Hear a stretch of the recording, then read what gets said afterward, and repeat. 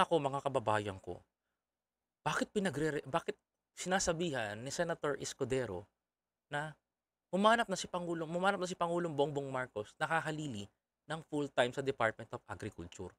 Ito po daw ang mga nakarating sa kanya, mga kababayan. Papakita ko po sa inyo, mga kapatid. Sabi dito, mga kababayan ko, nakarating na sa impormasyon ni Senator Francis Cheese Escudero na inareglo ang kaso ng mga smuggler at hoarder kaya walang nakukulong sa kanila kahit maglabas pa ng batas laban sa large-scale agriculture smuggling. Totoo ba to? Nakarating daw kay Senator Cheese, mga kababayan ko na wala daw nakukulong. Inaareglo daw ng gobyerno. Sino kaya nagtatimbre dito? Ayon kay Escudero, maaaring pumayag ang mga smuggler na ipamahagi na lamang ang sa mga mahihirap ang mga nakumpiskang bigas kaysa ituloy ng gobyerno ang kaso laban sa kanila. Aba, ito according to ito pa. Sabi dito, ang kaduda-duda, ilan ay kapalit ng hindi pagkaso o pagbanggit man ng pangalan na ibigay nyo na lang yung bigas at nang maipamigay sa mga mahihirap. Ang problema doon, technically, ay hindi iyon legal, wika ni Senator sa radyo sa interview. Question. Okay. Ito tayo. Babalasahin natin yan.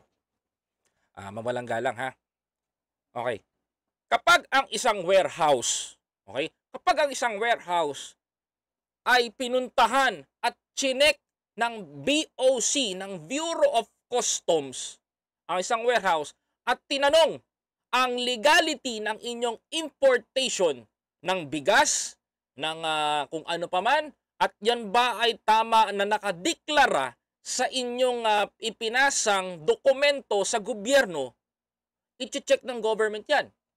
Mga kababayan ko, kapag ang isang warehouse ng bigas ay nabigong patunayan sa Bureau of Customs na tama ang kanilang inimport, mga kababayan ko, nabigo silang patunayan na ito ang aming inimport, at nakitaan ng Bureau of Customs ng pagkakamali o paglabag sa batas. Mga kapatid, karapatan po ng Bureau of Customs na kumpiskahin ang mga inimport ninyo. Okay? May karapatan po sila.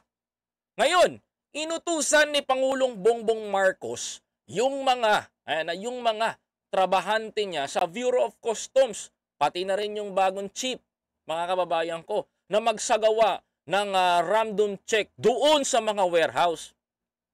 At hindi sa inaasahan, marami po ang hindi nag-comply doon sa kanilang idineklara na mga in-import nila. Ngayon, yung nahuli doon sa Zamboanga, mga kababayan ko, hindi tama yung kanilang import documents. Binigyan sila ng Pangulo ng palugit na 15 days. Tama ba ako? Hindi nila napatunayan. Ibig sabihin, mga kababayan ko, illegal yung kanilang ginawang pagpapasok ng importation.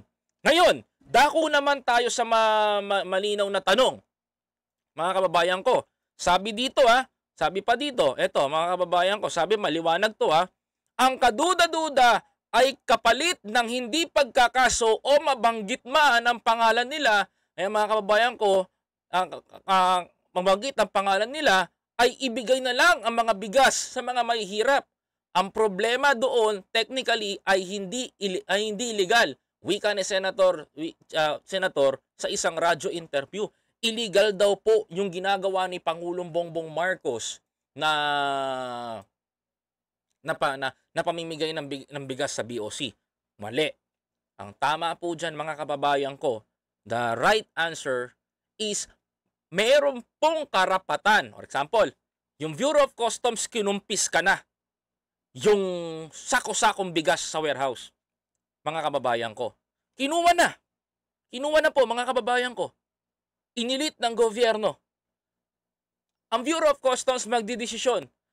Mga kababayan, may karapatan silang ibigay ito sa ahensya ng gobyerno na higit na nangangailangan. Kung mapapansin po ninyo mga kababayan ko, from Bureau of Customs, pinadaan po na sa DSWD. Si DSWD na mahagi ng sako-sakong bigas sa mga benepisyaryo ng Pangulo. Mga kababayan ko, may karapatan po si BOC na ipamigay ang kesa mabulok mga kababayan ko. Kahit ano pang material ang mahuli nila, basta magagamit ng gobyerno at nailit nila at natapos ang duration days niyan, ay may karapatan na po ang Bureau of Customs na i-dispose yan sa ahensya ng gobyerno na nangangailangan. For example, kailangan ng mga materyales, nakahuli tayo ng mga sako, ng mga equipment, nakahuli tayo ng mga gamit, nakahuli tayo ng mga lahat po ng ahensya na yan, kung kinakailangan ibigay sa gobyerno sa mga nangangailangan, ibibigay po yan dahil kumpiskado po natin yan at iilit po ng gobyerno yan at ipapamahagi po yan. At the question lamang ay bigas po ang nahuli ng ating gobyerno at nangangailangan po mga kababayan ko, ang ating mga mahihirap na kababayan ng sasaingin nilang bigas. Kaya mga kapatid, hindi po kayo magtataka na ginawa po ng customs yun. Hindi po totally ang Pangulo ang dumirekta dyan. Tandaan ninyo, ang Bureau of Customs ang Bureau of Customs, mga kababayan ko, rumekta sa DSWD. Si DSWD kasama ng Pangulo because under ng Pangulo yung mga yan, ahensya na yan. Ang tanong dito, mga kababayan ko, may illegal ba sa ginawa nila?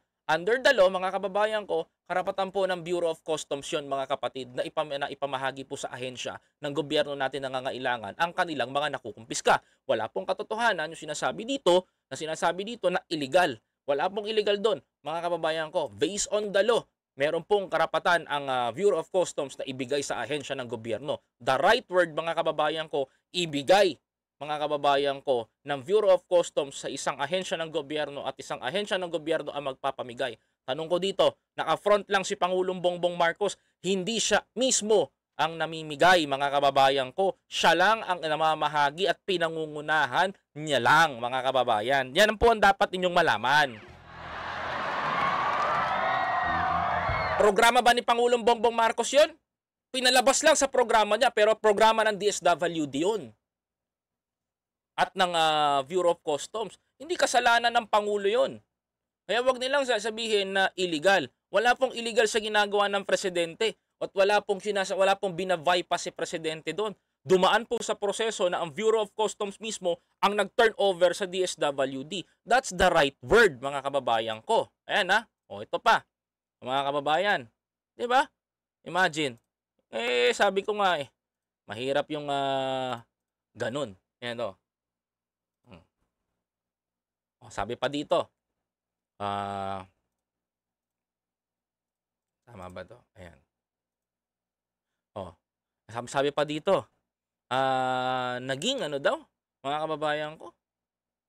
Ayan, naputol kasi ito Ayan, naging kalakaran raw ito ng gobyerno dahil sa base ng datos ng nakuha sa Senado mula noong 2016 to 2023 at 129 na kasalukuyan ay. Pero ang tanong ko dito, ayon daw kay Escudero, maaaring pumayag daw ang mga smuggler na ipamahagi na lamang ang mga mahihirap ang makukumpiskang bigas. Question po, mga kababayan ko. Ito po yung biggest question. The million question, mga kababayan ko. Ito po yung question na yon. May napakulong ba talagang hoarders? O inaareglo ba talaga ni Pangulo? Mga kababayan ko? Inaareglo ba talaga ni Pangulong Bongbong Marcos yung paratang nila, mga kababayan? May inaareglo ba si Pangulong Bongbong Marcos na hindi na lang sila papangalanan, hindi na lang sila bibigyan ng hindi lang sila bibigyan ng tawag nito ng pakarampatan na parusa? No. Mga kababayan ko, walang inaareglo si Pangulong Bongbong Marcos. Kahit kinumpis ka ng gobyerno yung bigas na yan, tandaan nyo, magkakakaso pa rin yung mga yan. Bigo silang maisampa o bigo silang mapatunayan na tama yung importation nila. That's the biggest question, mga kapatid. Simple lang naman to mga kababayan ko Bakit pag nakakagawa ang Pangulo ng maganda at naaayon sa mga mahihirap, naaayon sa mga mamahirap na bumoboto sa inyo, na naghahalal sa inyo, Kine-question nyo palagi mga kababayan ko. Di ba? Kine-question nyo. Pero pag programa niyan, okay lang. Okay, pamigay natin yan. Bigay natin dito, bigay natin doon. Padala natin sa Mindanao, Visayas, Mindanao. Pag pupunta ako doon, mag-helicopter ako, bababa, papamigay natin mabigas. Ganun. Pero pag si Pangulong Bongbong Marcos, ay hindi pwede yan, bawal yan, illegal lang mamimigay mo yan, Marcos, di ba? Ganyan sumatsat yung mga tao na yan. Sige nga. Yung isa, babawasan ng taripa para makabuelo yung mga ano. Hindi nyo ba napapansin? Yung isang departamento sa bansa natin, babawasan yung tarif. Tapos magsisiro tarif pa. Para yung mga importer na nahulihan dito sa mga bigas na maling importation na ginagawa, makapag-import ulit, makapag-buenas ulit sila, makabuelo ulit sila. Tama ba ako? Ito makabuelo ulit sila. Pinapapayagan na gano'n, itataon pa sa pagre-recess ng Congress. Tapos meron din pipigilan yung pamimigay at babatikusin sasabing illegal ang ginagawa ni Pangulong Bongbong Marcos na pamimigay.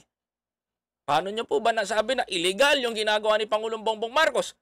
Sa batas natin, may karapatan ang Bureau of Customs na i-dispose ang kanilang mga nakuha. Suddenly, napabilis lang dahil sa batas din natin na pinakita at ginawa.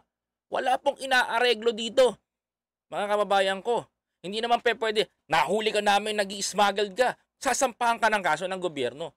Process tayo. Walang nakukuha na on the spot. Uy, ikaw, nag-smuggler ka, huhulihin kita, hoarder ka, huhulihin kita, kulong ka kagad. Wala, mga kababayan ko. Sampahan natin ang kaso, mga kababayan ko.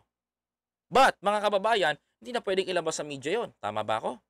Conforme na lang kung may maglalakas ng loob pa. Pero based doon sa akin, pag nasa Senado, nasa hukuman na kaso, wala tayong hindi na pwede makialam.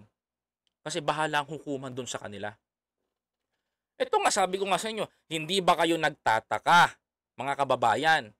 Yung isa, si Jokno, mga kababayan ko, at si Balisakan daw, di umano, baka planong tapyasan yung taripa ng ating mga magsasaka. Planong bawasan yung taripa ng ating mga magsasaka. Kapag nabawasan yung taripa ng ating mga magsasaka, mga kababayan ko, ang mangyayari, yung mga nahuling mga warehouse ngayon, magkakaroon sila ng lakas ng loob ulit at mag-iipon ng pondo para makapag-import dahil zero or bawas ang taripa sa bansa natin. Makakapag-inback ulit sila ng mga bigas, mga kababayan ko. Ganun po mangyayari. Tapos, mga kababayan, nakakapagtaka, meron pong isang senador na di umano na nagsasalita daw sa radyo at binabakbakan. Ito si Pangulong Bongbong Marcos na illegal ang pamimigay niya. Ano po bang meron dito? Parang pinagtutulong-tulungan nyo si Pangulong Bongbong Marcos. Parang pinagtutulong-tulungan nyo yung presidente natin. Ano ba ang meron dito sa likod ng mga nakakatakot na yan? Sige nga, wala ba kayo nakahalata? Kayo nang bahalang humusga at ayokong sa bibig ko manggaling. Kung napapansin ninyo at nakahalata nyo, tandaan yan. Parang nagsasabwatan lang sila sa loob ng gobyerno. Di ba ako magkakamali? That's it. Period.